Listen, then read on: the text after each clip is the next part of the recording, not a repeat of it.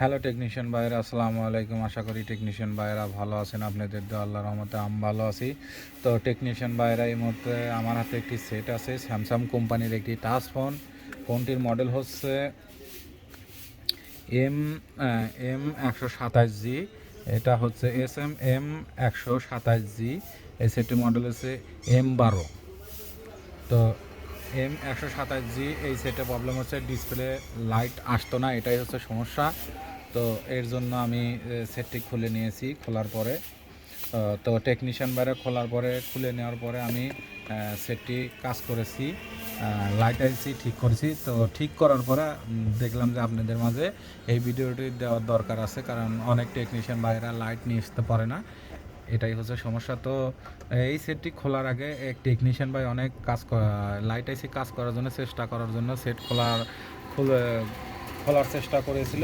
খুলে লাইট আইসি কাজ করতে চেষ্টা করেছিল, কিন্তু কাজ করতে পারে নাই, ব্যর্থ হয়েছে। লাইট আইসি আনতে পারে নাই, লাইট আনতে পারে নাই। তো এটা সেই টেকনিশিয়ান ভাই রিবনটা এখান থেকে ছিঁড়ে ফেলে দিয়েছে।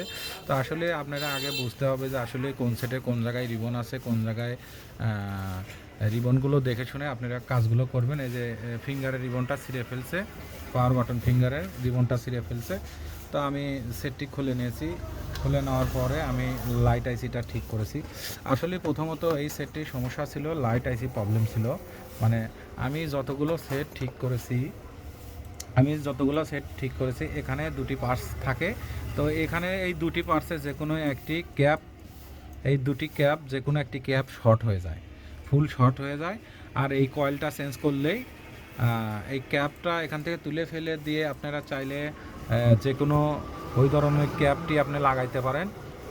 আর যদি আপনি ওই ধরনের ক্যাপ না লাগাইতে পারেন, তুলে ফেলে দিয়ে আপনারা শুধু খালি এই কয়েলটা চেঞ্জ করে দিলে, আমি যতগুলো সেট করেছি A12 M12 দুটি একই সেম প্রায়। তো এই এই এই দুটি যে কোনো একটি ক্যাপ শর্ট হয়ে যায়, ফুল শর্ট হয়ে যায়। তো এখান থেকে তুলে ফেলে দেওয়ার পরে এই কয়েলটা এখান থেকে তুলে ফেলবেন। কয়েলটা তুললে দেখবেন যে কয়েলে কোনো মাপ থাকে না। যে কয়েলে মাপ থাকে না ওটা বাতিল, আর যেটা বিট করে বাজার মোটে বিট করে ওই কয়েলটা ভালো থাকে।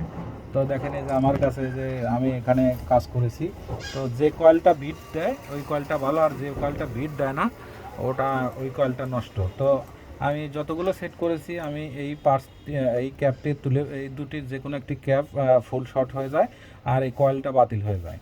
এই কয়েলটার কোনো মাপ থাকে না। কয়েলটা যে কোনো মাদারবোর্ড থেকে, অ্যান্ড্রয়েডের মাদারবোর্ড থেকে, এই যে আমার কাছে এরকম সেম মাদারবোর্ড আছে, এই মাদারবোর্ড থেকে এই যে এই কয়েলটা এখান থেকে তুলে লাগাইছি।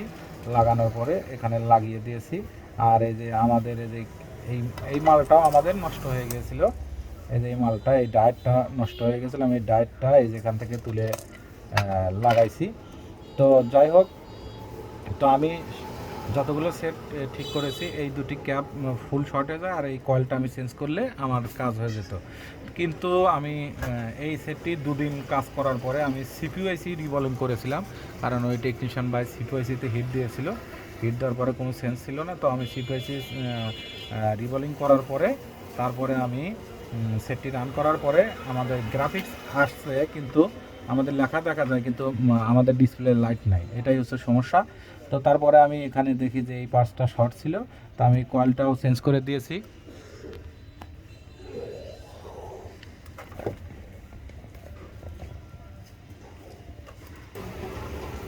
তো আমি এখানে দেখেছি যে এটা ফুল শর্ট হয়ে গেছে।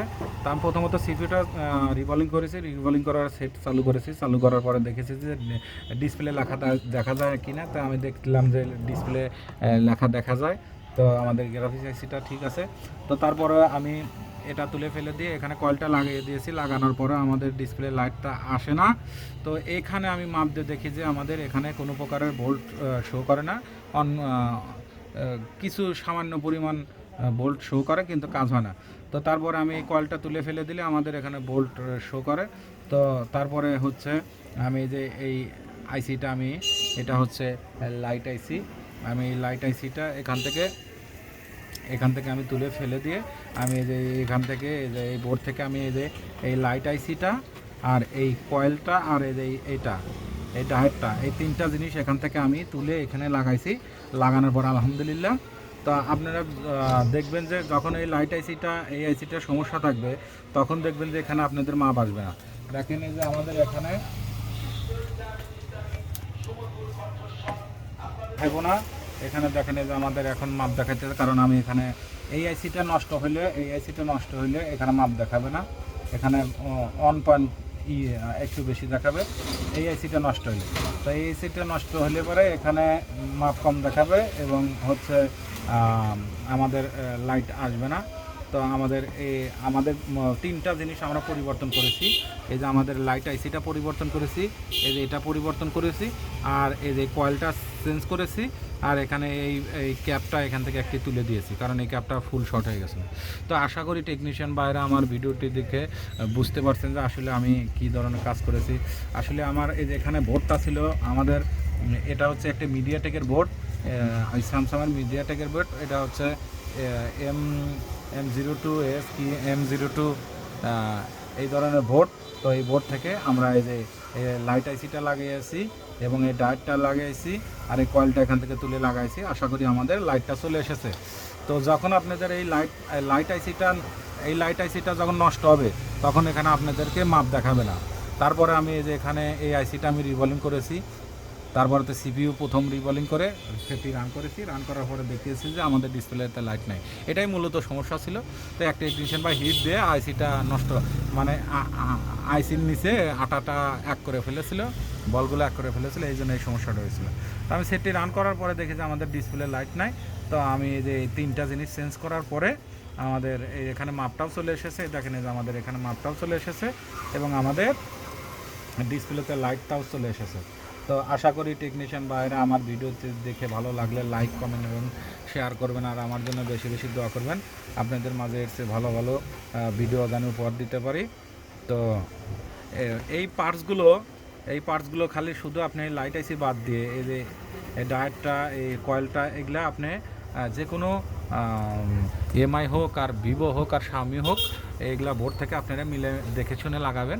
আশা করি আপনাদের লাইটটা সলভ হয়ে যাবে। তো আজকের মতো ভিডিও এখানে শেষ। আসসালামু আলাইকুম। তো আমি এই যে এখন আপনাদেরকে চেক করে দেখাচ্ছি, দেখেন এই যে আমাদের ডিসপ্লে কি লাগিয়ে এই যে আপনাদেরকে চেক করে দেখাচ্ছি।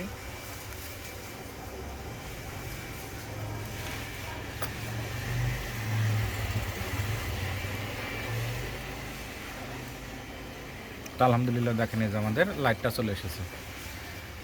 তা আপনারা এইভাবে দেখে শুনে কাজগুলো করবেন। আশা করি আপনাদের কাজগুলো, আগে কাজ বুঝতে হবে, না বুঝলে আপনি কাজ করতে পারবেন না।